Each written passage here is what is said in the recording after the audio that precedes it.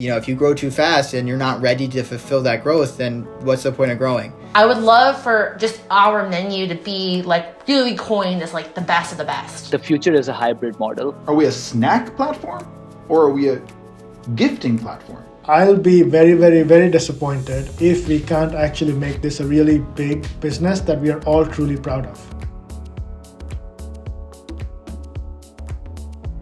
This is the Story of SnackMagic, where we take a deep dive into a snack box gifting service, speak to their team, brand partners, and advisors to learn about how they went from making $0 in April 2020 to 20 million annual run rate by December 2020. In this episode, we speak with the SnackMagic team about their bold plans for 2021 and beyond. From global gifting to customization to swag, really, this is just the beginning of something great for SnackMagic. We are seeing so much traction, so many interesting ideas. I think ideas are competing to get in the pipeline, like all of us. The team's grown significantly since we launched. I'll be very, very, very disappointed if we can't actually make this a really big business that we are all truly proud of. I think SnackMagic's biggest win is SnackMagic. I mean, it's, as a whole. I think that it's crazy that this didn't exist in March. And here we are. And yeah, I think that's something that definitely Shauna is always really good about too, being okay, maybe we do need to grow, but let's make sure that everything we have going on here is working before we start growing. If you grow too fast and you're not ready to fulfill that growth, then what's the point of growing? So why don't you maximize what you have now, and then when you're at that threshold of I can't do anymore, we can't store anymore, we can't go any further, all right, great, we're ready to expand. I think we're called SnackMagic, so people think of us as snacks, but there's a lot of interesting things in our products that are moving well that I think are very unique to us. For example, one category that we do well in is cocktail mixers. So it would be really fun to kind of move our menu more in that direction of just what else can we do? Developing a SnackMagic alcohol solution, figuring out a way to pair SnackMagic boxes with alcohol is something that I would love to see in Q1. Our unique SKU count is going to go up, so that way we can kind of make sure that we're fully stocked and supporting our customers. Like I said before, there's a lot of room to really grow our menu and kind of perfect it in a way to really get, curate it to that point that every item on there is moving well, is exciting for customers. I would love for just our menu to be really coined as the best of the best. 2021, the first thing operationally is we need to go to a bigger space. Easily 5 times than what we have right now. Our plan is to do 10,000 boxes or 12,000 boxes. But in order to do that, what do we have to do it in the present time, so we can actually go whenever we move to the new location, we can actually start doing those things. One big challenge for us, or one big problem we'll want to solve next year is being able to serve from multiple warehouses. Probably we should have a warehouse on the West Coast as well. And I think, we really want to see how big orders we can do. We've done 5,000, 10,000. We want to really push the limits there and just see, how big of an order can we take, 20,000, 30,000 boxes. So I think that's going to be exciting, and just really, providing more of a top-down sales approach. So going directly to some of these decision makers at really large companies and trying to, win them over through a more enterprise approach. And I think the way that I see this growing is expanding the other verticals that we already validated, right? Through swag. People have asked for swag in their boxes. They ask for swag individually now. People are able to purchase swag on our website. Would be really cool. So basically, if you ask me about the future of SnackMagic, or the future of the company, or what we're doing, is being able to expand those big 2 things of personalization on the recipient side and scalability to other offerings or other gifting ideas. In 2021, I'd really like us to move more towards entertainment media, more content that has the potential to become viral.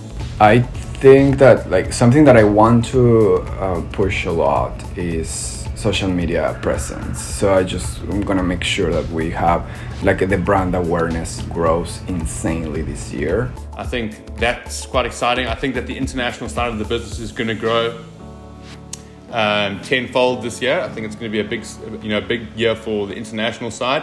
But the goal for international is that they should have an equally good experience that their US counterparts have. So for the US, we are saying pick your own box. And then for the non-US, we're saying choose your own box.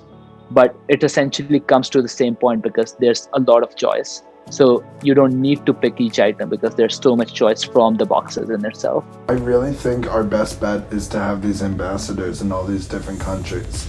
And that's how we maintain clear lines of communication. That's how we maintain, quality control. I think that's just how that's how we can make SnackMagic more consistent around the world.